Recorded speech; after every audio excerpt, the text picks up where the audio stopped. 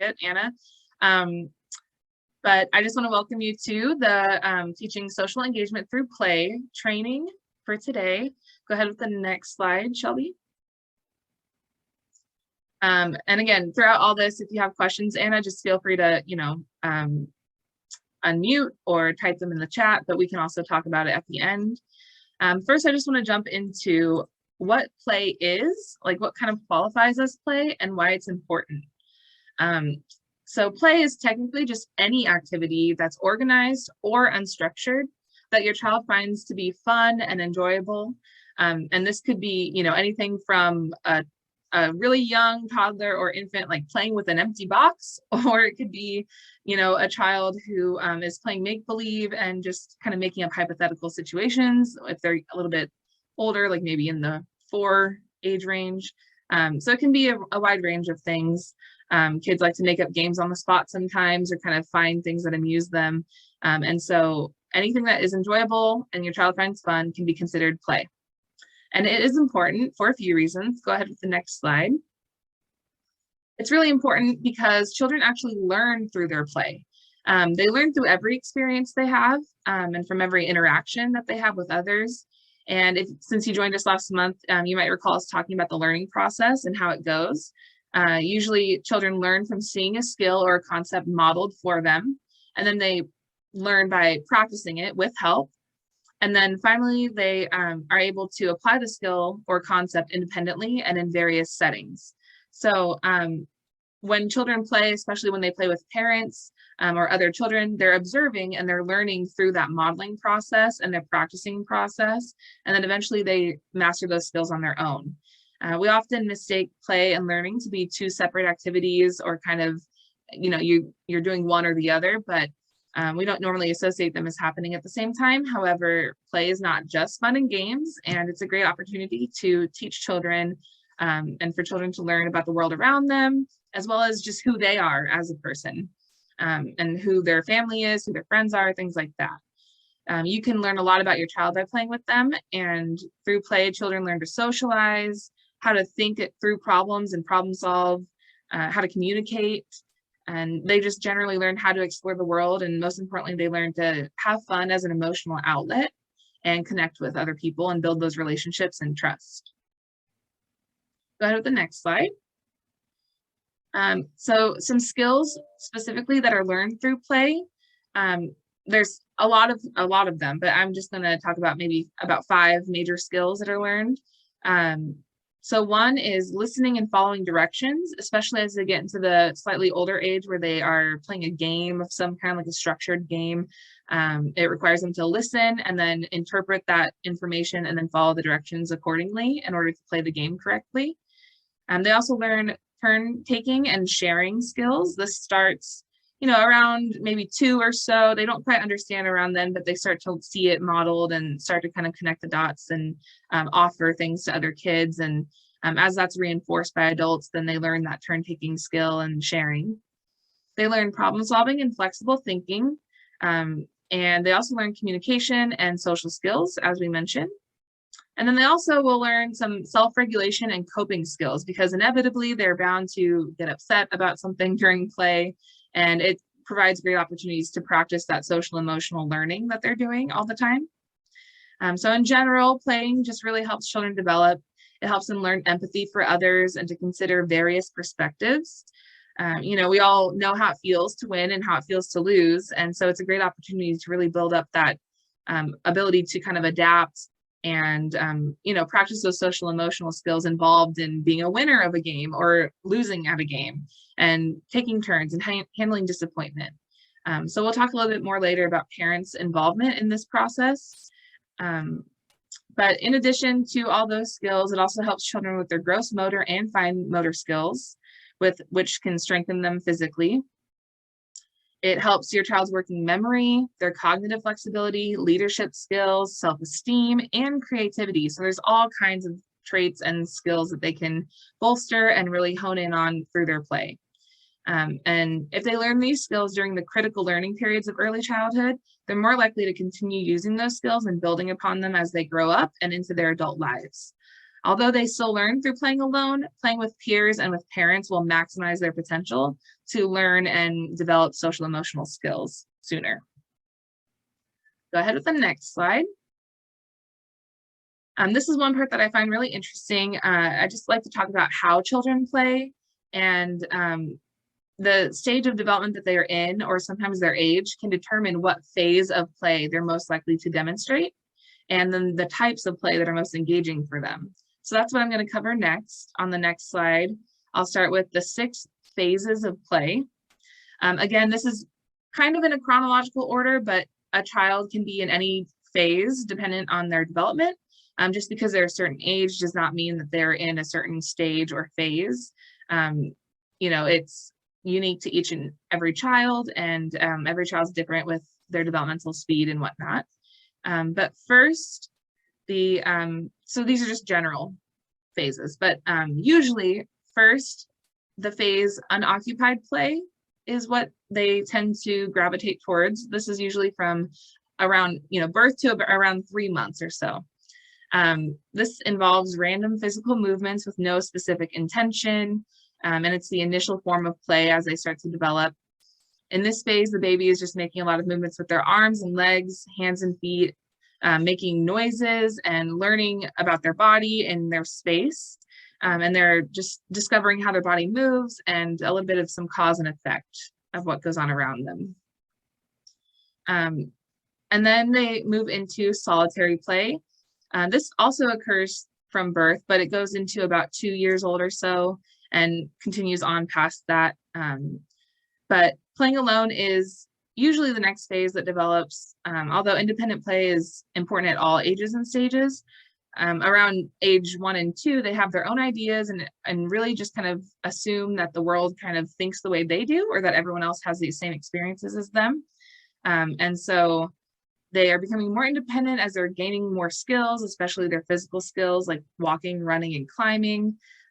This play can really be physical, and it also can just involve them being content on their own with something simple, like we said earlier, like a cardboard box or something that, we always kind of joke that our children, and for me, my cat, likes the things that are most simple when they have a million other toys to play with. So sometimes that's the case. And this happens a lot in that solitary play because they're still just really learning for the first time how the world around them works. And then around 2 years old and on, they start to really watch their peers and parents during play. And so this is a vital stage in that learning process where they see others model play for them. So they're kind of in that onlooker phase where they notice what other people are doing and how other people are using materials and what happens when they do certain things. And then they try to test it out themselves. And so they kind of resort back to that solitary play, which is why I say that it kind of continues past age 2. But there's around age 2 is when they kind of bring in that spectator role a little bit more. And then from about 2 years on as well, from about 2 years old and on as well, they also start to kind of do more of that parallel play where they play side by side with other children with the same materials, but they don't necessarily interact with each other as much. This is the beginning of that socialization process where they have to start problem solving situations such as sharing and turn taking. So that's kind of where that comes in. And then around 3 and 4 and on, children begin to play with others, but the activities might not be super coordinated. They still might have their own ideas and plans for their play. So a child might be doing an activity related to the kids around them, but might not be interacting with them still. Or they might all be playing on the same piece of playground equipment, but doing different things like climbing or swinging or sliding, maybe briefly having interactions with each other and playing something, but it kind of is short-lived. They're still figuring out how to do that whole social play. And then that is the next phase. So around age 4 or so, children are more drawn to playing in a group setting or in a group formation. So socially, they want to involve themselves with others more. And in this phase, they begin to build teamwork skills and leadership skills, as well as their communication skills. In this phase, a child has an interest in both the activity itself and the other children involved with playing. So in this phase, they're a little bit more participatory and cooperative, and they're practicing more of that social emotional learning such as empathy for others, sharing, self-regulation, especially when winning and losing. This is when more of the structured play kind of comes into it, where everyone has to kind of decide on the rules and how they're going to go about problem solving. So those are the phases of play. And then on the next slide, we'll talk about 6 different types of play. These types of play can occur throughout different phases. So they're not chronological or anything. There's just different types that you might see in each of those phases that we just talked about. And so first I'll go over constructive play. As you might guess, this involves building and creating things, where children use problem solving and planning skills, and they practice their fine motor skills a lot with constructive play as well. So for example, this might be building a block tower or playing with Legos, or even Play-Doh. And then there's physical play, which can include gross motor skills like running and jumping, climbing. For example, a lot of kids like to play tag or play on the playground, kicking or throwing or chasing a ball, that kind of thing. There's also expressive play. This type of play helps children express their emotions and thoughts while developing their creativity. So this can include things like finger painting, again, playing with Play-Doh, arts and crafts, making sock puppets, for example, just anything expressive. And even imaginary play, which is the next type, can be expressive as well, because you can talk a lot about those emotions and feelings. But imaginary play helps children express their thoughts and their creativity, by playing dress up or make believe, using action figures or dolls to play with hypothetical situations, and they kind of create that storyline, and they might reenact their favorite movies or pretend to be their favorite characters. So it still is expressive, but it's a little bit more of the imaginary aspect as opposed to using, physical things sometimes, although they still might use the physical dolls and whatnot in this play. I'm going to pause to just read the chat really quick because I saw a message. Yeah, your 2-year-old likes to act to be Spider-Man, so making it safe by throwing pillows on the ground and pretending to be Spider-Man with him. Yeah, I'm actually going to go over that a little bit later about how if they have something they want to do, but it's not being done in a very functional way or a way that's like safe or okay with you, then we can find ways to make it okay. So that's a perfect example. And I love that you said that you played it, pretend to be Spider-Man with him, because that's so important. It kind of shows that they are, that's another part we'll go over, is like letting them lead the play sometimes, and just kind of following their lead in it. So that's awesome. And then that leads us into cooperative play as well. So teaching leadership, teamwork, and social skills. This can occur in a one-on-one interaction, but it also happens often when they're paired with other kids or in a group. But you can facilitate as an adult 2 kids taking turns with the blocks, for example, or planning how they're going to play together, and kind of building in that skill of cooperative play. And then there's also digital play, especially nowadays. This includes computers, phones, tablet-based activities. And these activities can really, impact a child's learning, but also can impact the child's attention span and social skills, but not necessarily only in negative ways. They can have positive effects when used in moderation and when monitored by adults. And digital play can be used for educational purposes, and it does not need to be a solo activity necessarily. You can definitely join your child in that digital play. And so, for example, there can be iPad games that are educational where you take turns, or you can watch videos together, and still kind of make it that, dual purpose where they are getting the education piece and they're leading through kind of what they want to do and what they want to play, but you're able to monitor it and be nearby, and, make sure that it's used in moderation. And then, in general, we have a few different meanings for the words functional play. This is not on the slide, but, when you look up some information about functional play, you'll see information about how it kind of pertains to what we talked about earlier with a child who's, really excited about something as simple as a cardboard box, making it into a house or something like that. But functional play can also include using materials for the purpose that they are intended to be used for. So for example, if a child is, using toy cars to fight each other, or, doing something different with them than what they're meant to be used for, sometimes we try to, teach and practice playing functionally with those cars. So showing how they work on a track, or talking about how we can use those materials. I'm sure there's another better example out there, but that's just one thing that comes to mind when talking about different types of play that was not included on this list. So just like to mention that, and then go ahead on the next slide.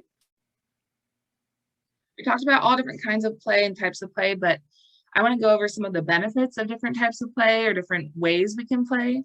And so first, I just want to cover some benefits of physical play and specifically physical play outdoors. So physical play not only increases fitness and strengthens bones and muscles, but it also builds gross motor skills like we talked about. And when we're lucky enough as Oregonians to get outside and the sun is out, it provides us with vitamin D, and we also get that fresh air. And so playing outside allows for some extra energy exertion, which is also associated with well-being. Exerting energy like that allows for our endorphins to flow in the brain, which makes us happier and can calm us down. And this energy exertion can also allow for better sleep. And sleep is so important for restoration and repair with our bodies that it can kind of help also keep us healthier, help our immune system, help our stress levels. So it's really just something that kids especially benefit from. It also really encourages their independence and builds self-esteem when children try new things that might make them nervous, but then they do it successfully with the support of a parent nearby or a caregiver. They'll start to feel really capable and secure in their bond with you if you're able to be present with them and help them through something that they kind of feel nervous about at first. And they develop more of that self-awareness as well as an appreciation for nature and the outdoors. Physical and outdoor play promotes creativity as well, using your senses. It's a great opportunity for socialization as well with peers, at the park, for example. And it can also provide a break from that screen time, which is especially important right now, since a lot of us are still spending more time at home than normal and doing a lot of things virtually still. So physical play at home can include creating an obstacle course, jumping on a trampoline, going on a walk, playing a game like Twister or something like that. Those are just some examples. Go ahead with the next slide. It also includes that Spider-Man example that we talked about. But this also leads us into imaginative play and some of the benefits of that.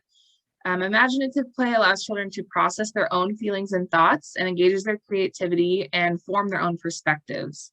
It allows children to practice their decision-making skills, problem solving, self-regulation, those communication skills, and then other social skills like sharing and deciding the rules and whatnot, or agreeing on a storyline for their hypothetical situations. We may see children act out information and experiences that they're processing mentally. So for example, during the pandemic, we might have seen children reenact things that they've seen on the news, such as doctors giving shots or things that they hear about, like people getting sick, wanting to play doctor, things like that. So children who use their imagination and play pretend in safe environments are able to learn about their emotions, what interests them, how to adapt to certain situations, and also just in general, it helps them process what's going on in the world around them and make sense of the information that they've been taking in. And the next slide.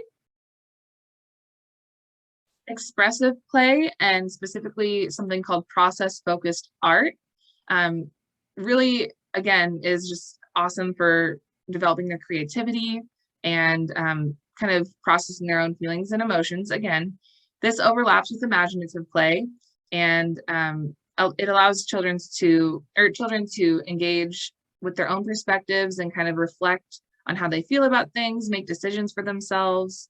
And it provides an opportunity to talk about feelings with your children and explore their personality, their likes and dislikes, things like that. Children can use art and expressive play to practice using their senses, following instructions such as planning and communication. And it also helps their fine motor skills. Process-focused art just kind of refers to art or an arts and crafts project that is a process. So there's steps involved and they have to kind of do one thing after another. And it really engages that part of the brain that helps them plan and make decisions. And that's great for other situations like problem solving when they have a big feeling about something, or, solving social problems, things like that. And on the next slide, lastly, I want to go through the benefits of playing with parents specifically. All children benefit from unstructured playtime with other children, including their siblings, and even playtime by themselves. But there are special benefits that come from playing with a parent or other loving adults and caregivers. And so I invite you to, look closely at this picture on the slide and kind of notice what you can tell about their interaction, what the child might be learning from their mother in this moment, what you see about body language, and you can either share or kind of just keep your own observations to yourself either way. But for me, I noticed that she's sitting on the floor with the child. So she's on eye level with the child. She is facing the child. She's got her attention focused on the activity at hand and the materials that they're using. She might be asking him questions about what's going to happen next, or offering choices to prompt him in choosing what he can do with the toys in front of him.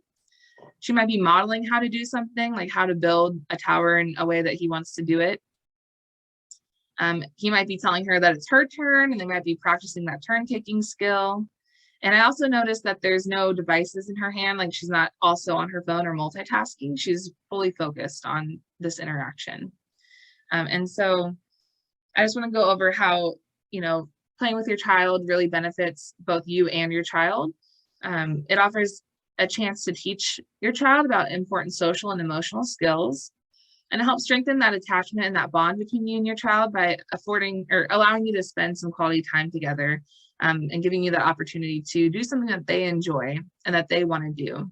So much of their day is spent, with doing everything that they're expected to do. And so it really allows for some time for them to be the leader and kind of partner with you on something and work together.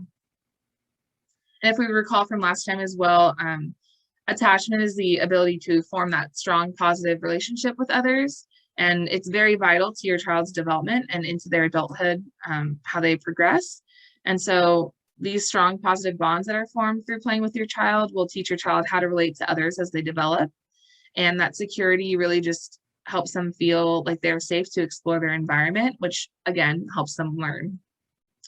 And when a caregiver shows interest in a child and their actions, the child experiences that self-esteem boost. They eventually develop more of their independence, they feel validated, and they feel like they kind of know more about themselves, and then they feel secure in their exploration and their play.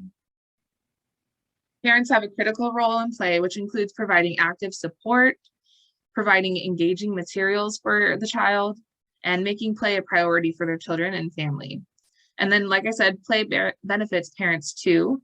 The hormone oxytocin, which plays a role in parent-infant bonding, is released whenever mothers and fathers engage in affectionate play with their children of any age.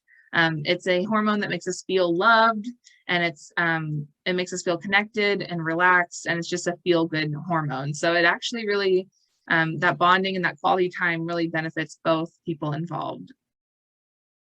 And then on the next slide, we'll talk a little bit about the distinction between engaged and disengaged play, because children definitely notice the difference, and I'm sure you can see a difference in some of these pictures. Let's say your child wants you to play with them, but you're also looking at your phone or on the phone, on a phone call.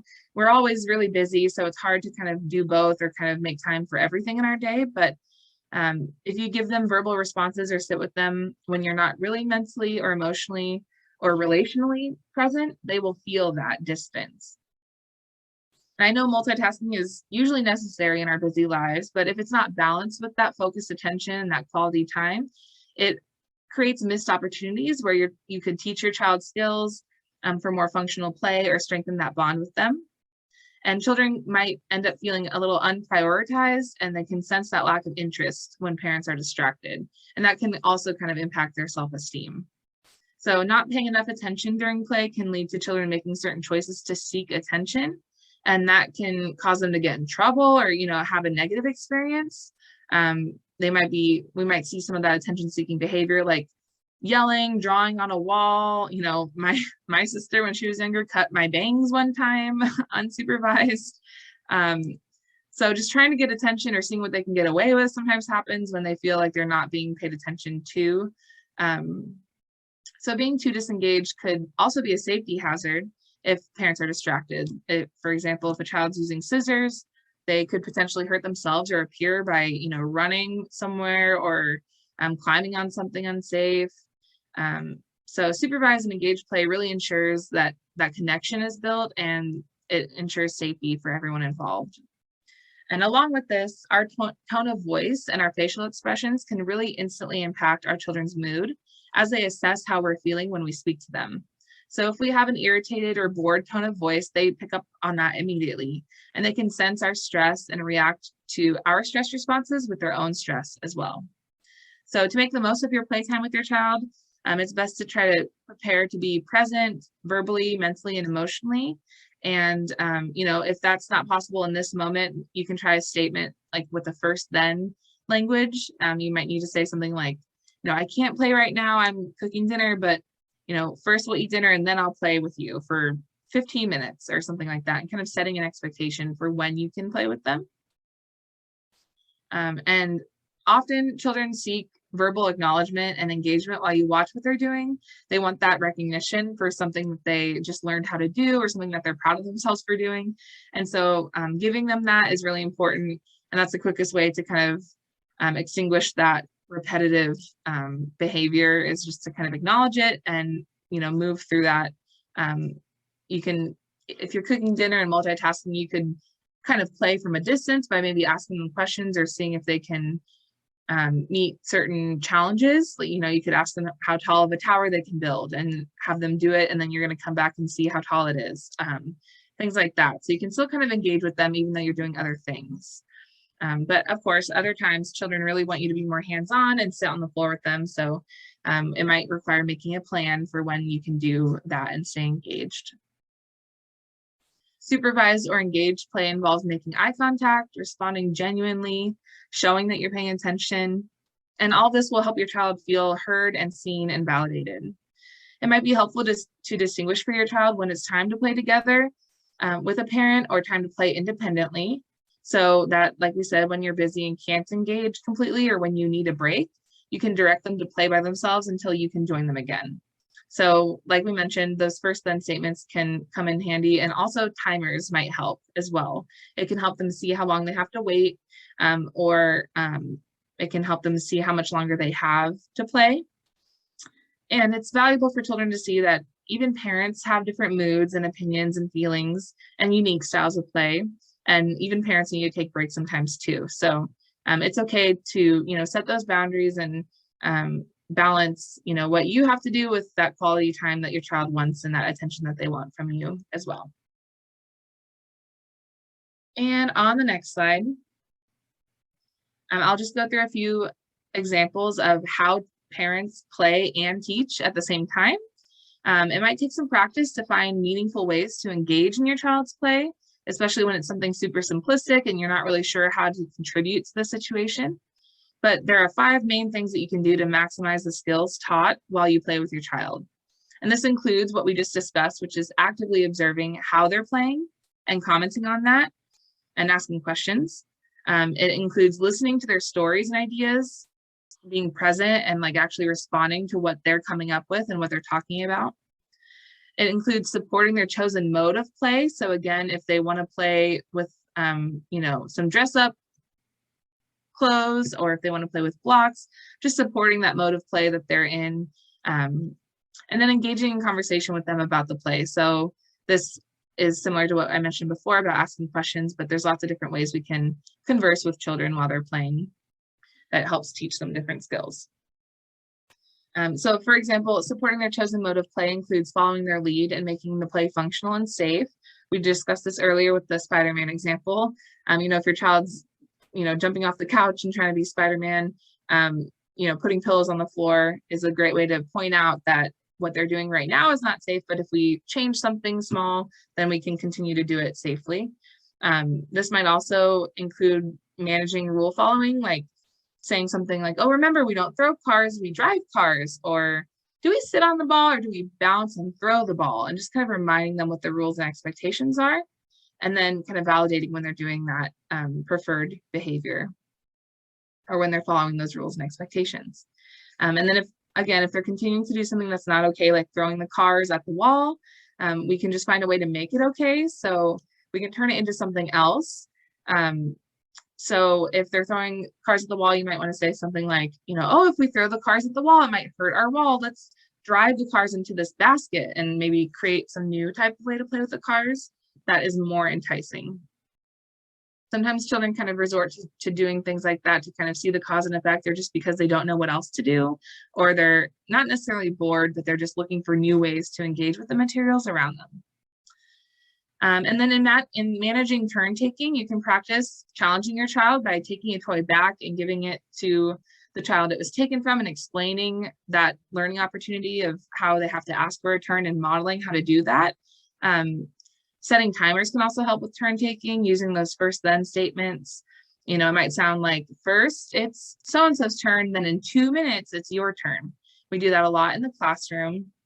Another problem solving strategy is to give choices. So this especially is, related to sharing or cleaning up. So for example, you might say something like, do you want to give her a turn now or in 2 minutes? And the expectation is they have to share, but they get a choice in when they do that. You can also narrate things like, oh, look, how many cars do you have? You have 1, 2, 3 cars. It looks like she has no cars. What should we do? And kind of prompt them to problem solve as well on their own. You can also ask other questions like what they're going to do with the materials. So you can say something like, is the car going to drive off the orange ramp or go down the blue slide? And you can kind of prompt them through what they can do with the materials that they're using.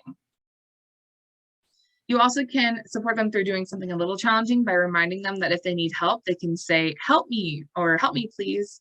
And you can model the words for them, so then they learn kind of how to do that when they need it. And then other examples of questions we can ask include just general open and closed questions, which would sound something like, what would happen if we put the car here? Or asking something like, is your puppy sick or is he all better? You can also ask a child what you can do with the materials. So you might say something like, now where do I put this block? Or where should this one go? And this can pose as a prompt to problem solve or experiment with what they are using. You can also use an I wonder statement to kind of invite some curiosity on their part about an action that they could take. And then it also can include making suggestions or statements. So you might narrate what they're doing, like, saying, oh, the train track came apart, or suggesting something like, oh, now try the blue one. And that can kind of help them learn how to play with the materials. Qualitative questions can help them analyze their surroundings as well and practice identifying numbers, colors, letters, shapes, and sensory input. So for example, you might ask them things like, is the water hot or cold? Or what color is that ball? Where's the orange ball? And kind of having them practice those identification skills. And then in conversation during play, it's also helpful to talk about feelings and managing their disappointment. You can, narrate why, you can label their feelings and narrate why you noticed that. You can say something like, it looks like you feel sad. I see a frown on your face. What happened? And talk through it. When a kiddo's disappointed they lost, you might explain something like, well, we can't win every time, but we can try again. Or if their tower fell down by accident, you might want to manage that sadness by saying something like, oh, we can build it again. Let's build it again. And just kind of encouraging that resilience.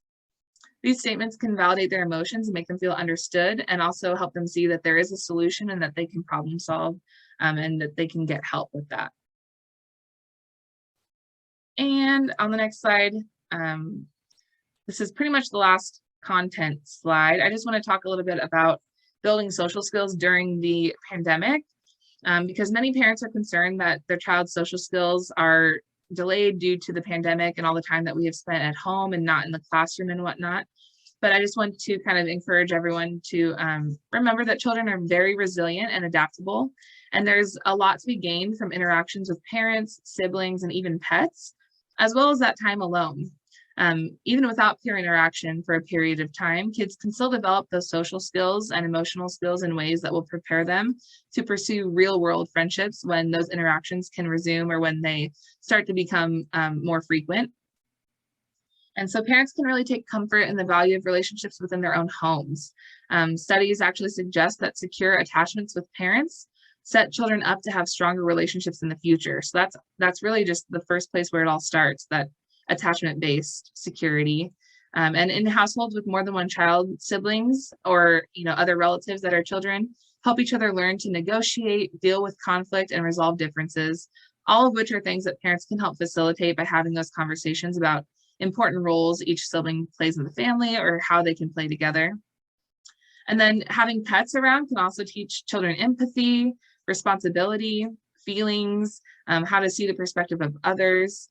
You can ask kids questions like, what do you think they're feeling? Or, what happened, and have them describe a situation to you so they can kind of learn cause and effect of different people's actions and whatnot. And then we can also use connection through technology. So we can hang out and play games through video chats or, on the tablet, like we talked about. And it can fill in for some missed opportunities for socialization when we can connect with family who don't live here, or friends we don't get to see, for example. Phone calls and whatnot can really help. We can also, use the expressive play and make someone that we miss a card or draw them a picture. And then imaginative, digital, and expressive play can help build social skills as well. So you can practice that conversation, and kids can learn about others' perspectives and emotions, and how to respond to hypothetical situations in these types of play. And this even can occur when they're watching a movie or reading a book with you, if you're using those prompting questions to kind of help them think about and reflect on what they're seeing. And my cat wants to play right now because she already ate dinner, so she is ready to play with her favorite string. I buy her all kinds of toys, but she loves my sweatshirt string that is no longer in my sweatshirt, so she's begging for that. On the next slide, I would love to hear more examples of how everyone here plays with their children. It sounds like Anna had one example already, and I have a list of other ideas of ways to play at home.